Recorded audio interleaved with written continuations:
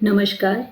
ધોરણ 12 ચુંબકત્વ અને દ્રવ્ય એમાં આપણે ભણીશું મેગ્નેટાઇઝેશન અને ચુંબકીય તીવ્રતા. અહીં યાદ રાખો વિદ્યાર્થીઓ, મેગ્નેટાઇઝેશન અને ચુંબકીય તીવ્રતા બંને સદિશ રાશિઓ છે. તમે પ્રકરણ 2માં ડાયઇલેક્ટ્રિક દ્રવ્ય માટે પોલરાઇઝેશન ભણી ગયા છો. પોલરાઇઝેશન એટલે કે ધ્રુવીભવન. એવી જ રીતે અહીંયા આપણે ચુંબકીય દ્રવ્યો માટે મેગ્નેટાઇઝેશન ભણીશું. ડાયઇલેક્ટ્રિક દ્રવ્યોમાં તમે એવું ભણ્યા છો કે ડાયઇલેક્ટ્રિક દ્રવ્યને કેપેસિટરમાં ભરવામાં આવે તો તેનું ધ્રુવીભવન થાય છે અને કેપેસિટન્સનું મૂલ્ય વધી જાય છે. તેવી જ રીતે અહીંયા મેગ્નેટાઇઝેશનમાં ચુંબકીય દ્રવ્યને આપણે સોલેનોઇડમાં મૂકીશું અને તેના કારણે પરિણામી ચુંબકીય ક્ષેત્ર વધી જશે. તો જેમ પોલરાઇઝેશન ભણ્યા છીએ એવી જ રીતે પ્રકરણ 5માં આપણે મેગ્નેટાઇઝેશન ભણીશું. હવે ચુંબકીય દ્રવ્યની વાત કે ચુંબકીય દ્રવ્ય એની ખાસિયત છે કે દરેક દ્રવ્યમાં આવો ચુંબકત્વનો ગુણધર્મ હોતો નથી. દ્રવ્યના પરમાણુઓમાં ભ્રમણ કરતા ઇલેક્ટ્રોન એને ચુંબકીય ડાયપોલ મોમેન્ટ હોય છે. હવે દ્રવ્યના જથ્થામાં જ્યારે બધી ડાયપોલ મોમેન્ટ ચુંબકીય ક્ષેત્રની હાજરીમાં એક જ દિશામાં ગોઠવાય ત્યારે પરિણામી ચુંબકીય ચાક માત્રા સદિશની રીતે ઉમેરાતી જાય છે અને પરિણામી અશૂન્ય એવી દ્રવ્યને ચુંબકીય ડાયપોલ મોમેન્ટ મળે છે. આ સ્થિતિમાં મેગ્નેટાઇઝેશન થયું કહેવાય. હવે એને આકૃતિથી સમજીએ કે અહીંયા આકૃતિમાં તમને નાની નાની ચુંબકીય ડાયપોલો દર્શાવી છે. આ ડાયપોલો દ્રવ્યના પરમાણુઓના ઇલેક્ટ્રોનના ભ્રમણના કારણે જે પ્રવાહગાળા મળે છે તેના કારણે મળેલી ડાયપોલ મોમેન્ટો દર્શાવી છે, જે ચુંબકીય સોય સ્વરૂપે દેખાય છે. એની દિશા પ્રવાહની દિશામાં આંગળીઓ રાખો તો અંગૂઠો જે દિશામાં રહે તે દિશામાં ચુંબકીય ડાયપોલ મોમેન્ટની દિશા દરેક વિદ્યાર્થી પોતાની રીતે ચકાસી જુએ કે જમણા હાથની આંગળીઓ પ્રવાહની દિશામાં ગોઠવજો એટલે અંગૂઠો જે દિશામાં રહે તે ચુંબકીય ડાયપોલ મોમેન્ટની દિશા. અહીં જુદી જુદી દિશામાં ચુંબકીય ડાયપોલ મોમેન્ટ જોવા મળે છે એટલે કે આ દ્રવ્યમાં પરિણામી ડાયપોલ મોમેન્ટ શૂન્ય થઈ જશે. પણ જ્યારે ચુંબકીય ક્ષેત્ર લાગુ પાડવામાં આવે તો બધી જ ડાયપોલો એક જ દિશામાં પોતાની ચુંબકીય ડાયપોલ મોમેન્ટ ગોઠવે છે અને પરિણામી પ્રવાહગાળો એક જ દિશામાં મળતા દ્રવ્યને ચુંબકત્વ પ્રાપ્ત થાય છે અને આ રીતે દ્રવ્યનું મેગ્નેટાઇઝેશન થશે. હવે દરેક દ્રવ્ય મેગ્નેટાઇઝેશન અનુભવે એવું જરૂરી નથી. દ્રવ્યમાં જો કાયમી ચુંબકીય ડાયપોલ મોમેન્ટ હોય અને જો તે ચુંબકીય ક્ષેત્રની દિશામાં ગોઠવાય તો જ તેને મેગ્નેટાઇઝેશન મળે. હવેના પછીના વિડીયોમાં આપણે એ જ ભણવાના છીએ ચુંબકીય દ્રવ્યો, જેમાં ડાયામેગ્નેટિઝમ, પેરામેગ્નેટિઝમ અને ફેરોમેગ્નેટિઝમ જેવા ગુણધર્મોનો અભ્યાસ કરીશું. અમુક દ્રવ્યો એવા હોય છે જે ક્યારેય ચુંબકત્વ મેળવી શકતા નથી, તે ડાયામેગ્નેટિઝમ ગુણધર્મ ધરાવે છે એમ કહેવાય. અને અમુક દ્રવ્યો મહત્તમ રીતે ચુંબકત્વ પ્રાપ્ત કરે છે તેને ફેરોમેગ્નેટિઝમ કહે છે. આમ મેગ્નેટાઇઝેશન થવું એટલે દ્રવ્યમાં ચુંબકત્વ પ્રાપ્ત થવું. તો અહીંયા તમને સમજાઈ ગયું હશે કે પરમાણુના ઇલેક્ટ્રોનની ચુંબકીય ડાયપોલ મોમેન્ટ ચુંબકીય ક્ષેત્રની દિશામાં ગોઠવાતા દ્રવ્યમાં મેગ્નેટાઇઝેશન થાય છે. તો મેગ્નેટાઇઝેશનની વ્યાખ્યા કંઈક આ રીતે અપાય: એકમ કદ દીઠ પરિણામી ચુંબકીય ચાક માત્રા, એટલે કે એકમ કદ દીઠ પરિણામી ચુંબકીય ડાયપોલ મોમેન્ટ. એનું સૂત્ર થશે M = mnet/v. mnet એટલે કે પરિણામી ચુંબકીય ડાયપોલ મોમેન્ટ અને v એટલે કદ. અહીં યાદ રાખો એમ એ સદિશ રાશિ છે. બંને સદિશ રાશિઓ વિશે જ આપણે ભણી રહ્યા છીએ આજે. હા, એનો એકમ બનાવતા શીખો કે ડાયપોલ મોમેન્ટ એનો એકમ છે એમ્પિયર મીટર સ્ક્વેર અને કદનો એકમ મીટર ક્યુબ.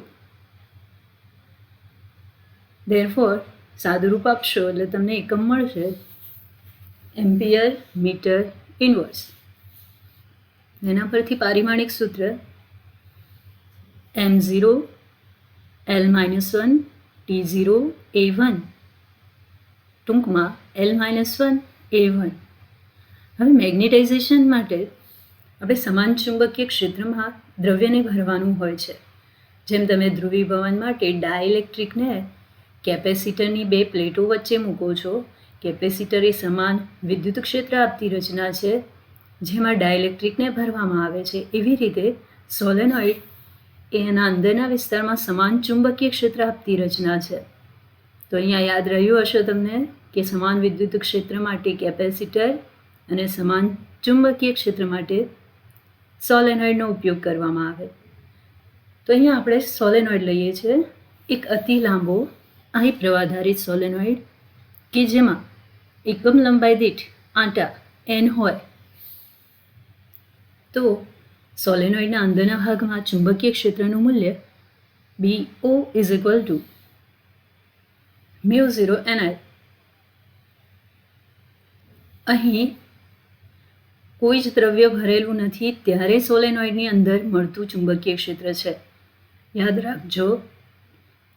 હવે જો સોલેનોઇડની અંદર એવું દ્રવ્ય ભરવામાં આવે કે જેનું મેગ્નેટાઇઝેશન શૂન્ય ન હોય, એટલે કે મેગ્નેટાઇઝેશન થઈ શકે એવું હોય, તો સોલેનોઇડની અંદર ચુંબકીય ક્ષેત્ર વધી જશે જે B0 કરતાં વધારે જ હશે. મેં અગાઉ તમને ધ્રુવીભવન વિશે કહેલું કે ધ્રુવીભવન એટલે કે ડાયઇલેક્ટ્રિક દ્રવ્ય એ કેપેસિટરમાં મૂકતા એનું કેપેસિટન્સ વધે છે. એવી રીતે ચુંબકીય દ્રવ્યને સોલેનોઇડની અંદર મૂકતા તેના અગાઉના ચુંબકીય ક્ષેત્ર કરતાં પરિણામી ચુંબકીય ક્ષેત્ર વધી જાય છે. સોલેનોઇડના અંદરના ભાગમાં હવે પરિણામી ચુંબકીય ક્ષેત્ર થશે B = BO + BM. અહીં BO એટલે પહેલાંનું ચુંબકીય ક્ષેત્ર અને BM એ સોલેનોઇડની અંદર દ્રવ્ય ભર્યા પછી મળતું ક્ષેત્ર છે. આ મેગ્નેટાઇઝેશન પ્રાપ્ત થયા પછીનું ચુંબકીય ક્ષેત્ર છે તે મેગ્નેટાઇઝેશન ઉપર આધાર રાખે છે, એટલે કે BM ∝ M. અચળાંક મૂકીએ μ0 તો સૂત્ર થશે BM = μ0 M. અહીં μ0 ને તમે ઓળખો છો, શૂન્યાવકાશની પરમિએબિલિટી પ્રકરણ 4માં આવી ગયું છે. એના એકમ અને પારિમાણિક સૂત્ર યાદ કરી લેશો. હવે આપણે BMનું મૂલ્ય શોધ્યું. BOનું મૂલ્ય અગાઉ શોધેલું જ છે, તો બંનેની વેલ્યુ એડ કરીશું તો તમને પરિણામી ચુંબકીય ક્ષેત્ર મળી જશે. તો આપણે હાલ રાશિ શીખ્યા મેગ્નેટાઇઝેશન એટલે કે એકમ કદ દીઠ પરિણામી ચુંબકીય ચાપ માત્રા. હવે બીજી સદિશ રાશિ ચુંબકીય તીવ્રતા એટલે કે મેગ્નેટિક તીવ્રતા H ભણવા જઈ રહ્યા છીએ. આપણે ચુંબકીય ક્ષેત્ર ઉત્પન્ન કરવા માટે સોલેનોઇડની અંદર પ્રવાહ પસાર કરવો પડે છે. સોલેનોઇડમાં જ્યારે પ્રવાહ I પસાર કરવામાં આવે ત્યારે તેમાં એકમ લંબાઈ દીઠ જે મેગ્નેટાઇઝિંગ પ્રવાહ મળે છે એને ચુંબકીય તીવ્રતા કહે છે. એટલે કે ચુંબકીય તીવ્રતા H = Ni. N એકમ લંબાઈ દીઠ આંટા છે એટલે એનો એકમ થાય મીટર ઇન્વર્સ અને આઈનો એકમ થાય એમ્પિયર. તો એકમ થશે એમ્પિયર મીટર ઇન્વર્સ. અહીંયા તમે અગાઉ જોયું એ મુજબ મેગ્નેટાઇઝેશનનો એકમ અને આ ચુંબકીય તીવ્રતાનો એકમ સમાન લાગે છે, એટલે કે બંનેના પરિમાણ સમાન છે, બંને રાશિઓ સદિશ છે. એટલે તમને M અને H ના એકમ અને પાસું યાદ રહેશે જ, બંને સમાન જ છે. હવે અગાઉનું BOનું સૂત્ર હતું μ0 Ni, તો Ni ના સ્થાને H મૂકતા BO = સૂત્ર થશે μ0 H. જોઈ લો, અગાઉ આપણે BO = સૂત્ર મેળવેલું μ0 Ni. ત્યાં એનઆઈના સ્થાને એચ મૂકેલું છે. આ એચનું સૂત્ર યાદ રાખીશું આપણે MCQ અને દાખલામાં જરૂરી છે. તો BOનું સૂત્ર તમને મળી ગયું. BMનું પણ આપણે શોધેલું છે. તો બંનેનો સરવાળો કરી પરિણામી ચુંબકીય ક્ષેત્ર મળી શકે. તો સમીકરણ 4માં આ મૂલ્ય મૂકી દો BM અને BOના. તો μ0H પ્લસ μ0M, μ0 કોમન એટલે સૂત્ર થશે μ0 ઇન્ટુ H પ્લસ M.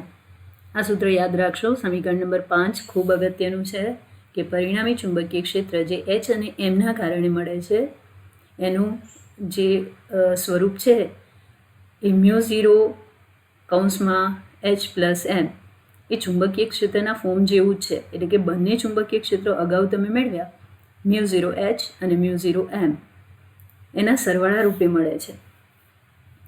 આના પરથી પરિણામી ચુંબકીય તીવ્રતા H એ સમીકરણ 6માં મળે છે. સૂત્ર એનું છે B/μ0 માઇનસ M. તો અહીંયા તમે જોયું કે પરિણામી ચુંબકીય ક્ષેત્રના મૂલ્યમાં ફાળો કોનો છે? તો H અને Mનો. H એટલે પ્રારંભમાં સોલેનોઇડમાં જે પ્રવાહ પસાર કરેલો એના કારણે H મળે છે.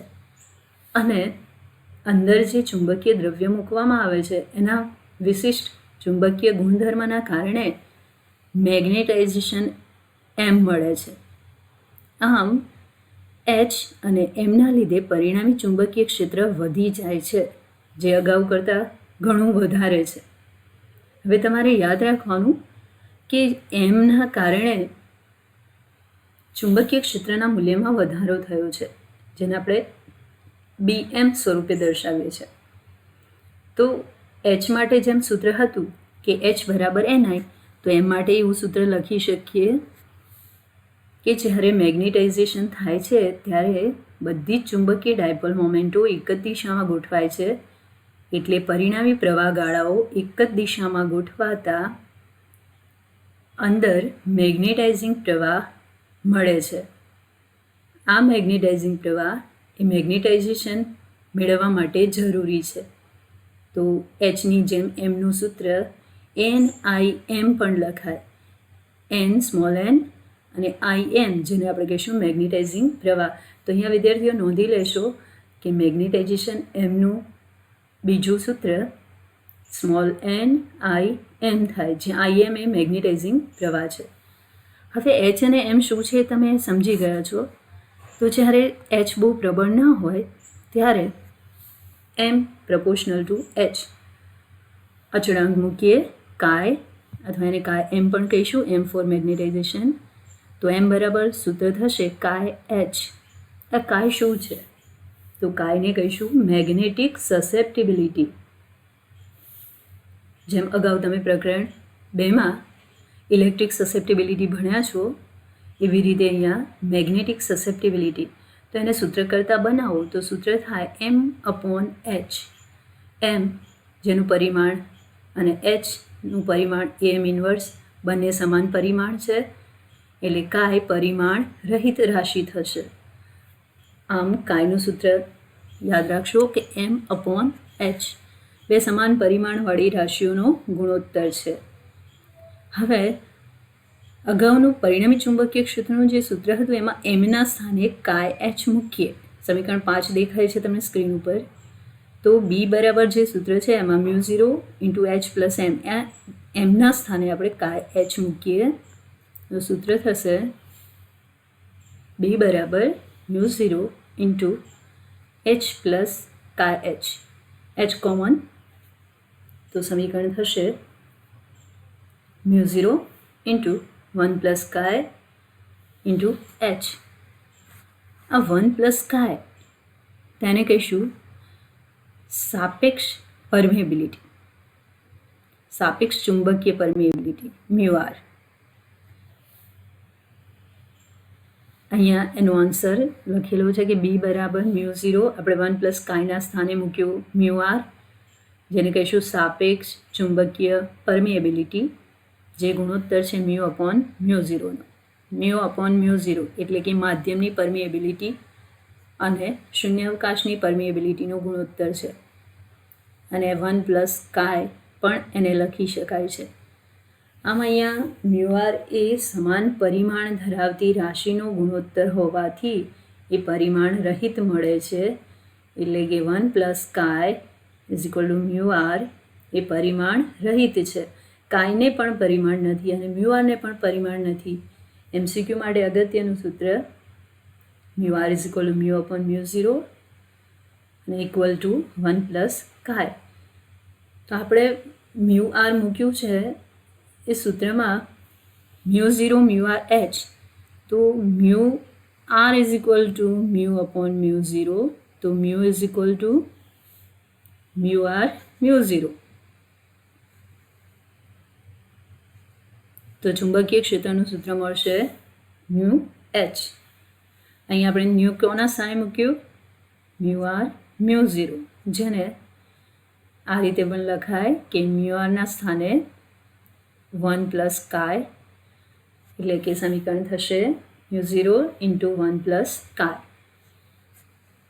હવે તમારે આટલું યાદ રાખવું કે જ્યારે સોલેનોઇડની અંદર દ્રવ્ય ભરેલું હોય ત્યારે પરિણામી ચુંબકીય ક્ષેત્ર B = μh, અને જો શૂન્યાવકાશ જ હોય તો BO = μ0h. એટલે કે દ્રવ્ય ભરેલું હોય ત્યારે μh મૂકીશું અને શૂન્યાવકાશ હોય ત્યારે μ0h. આ સમીકરણમાં આપણે પરિણામી ચુંબકીય ક્ષેત્રનું મૂલ્ય AH અને એમના કારણે વધી જાય છે સમજી શકીએ છીએ. તો આમ તમે મેગ્નેટાઇઝેશન ભણ્યા કે જેના કારણે ચુંબકીય દ્રવ્યમાં વિશિષ્ટ ગુણધર્મના કારણે સોલેનોઇડનું ચુંબકીય ક્ષેત્ર વધી જાય છે. તો ફરીવાર યાદ કરી લઈએ કે તમે મેગ્નેટાઇઝેશન એટલે ભણ્યા કે એકમ કદ દીઠ પરિણામી ચુંબકીય ડાયપોલ મોમેન્ટ સદિશ રાશિ છે. એનું સૂત્ર જોઈ શકો છો સ્ક્રીન ઉપર. હવે સોલેનોઇડનું ઉદાહરણ લીધું, એમાં પ્રવાહ પસાર કરીએ ત્યારે મળતું ચુંબકીય ક્ષેત્ર BO અને દ્રવ્ય મૂક્યા પછીનું ચુંબકીય ક્ષેત્ર BM. બંનેના કારણે પરિણામી ચુંબકીય ક્ષેત્ર સદિશ સરવાળા રૂપે વધી જશે. BM અને BO ના મૂલ્યો આપણે એડ કરતા પરિણામી ચુંબકીય ક્ષેત્ર મળી જશે. બીજી રાશિ ભણ્યા ચુંબકીય તીવ્રતા. એકમ સંબંધિત મેગ્નેટાઇઝિંગ પ્રવાહ H = NI.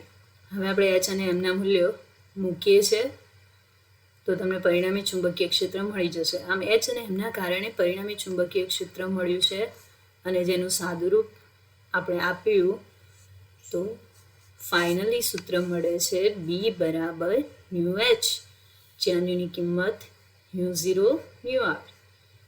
અને બીજું સૂત્ર μr યાદ રાખશો 1 + કાય. હવે આ સૂત્રોનો ઉપયોગ કરીને ઉદાહરણ ભણીશું 5.10. પ્રશ્ન છે, એક સોલેનોઇડના કોરના દ્રવ્યની સાપેક્ષ પરમિએબિલિટી 400 છે. સાપેક્ષ પરમિએબિલિટી એટલે μr.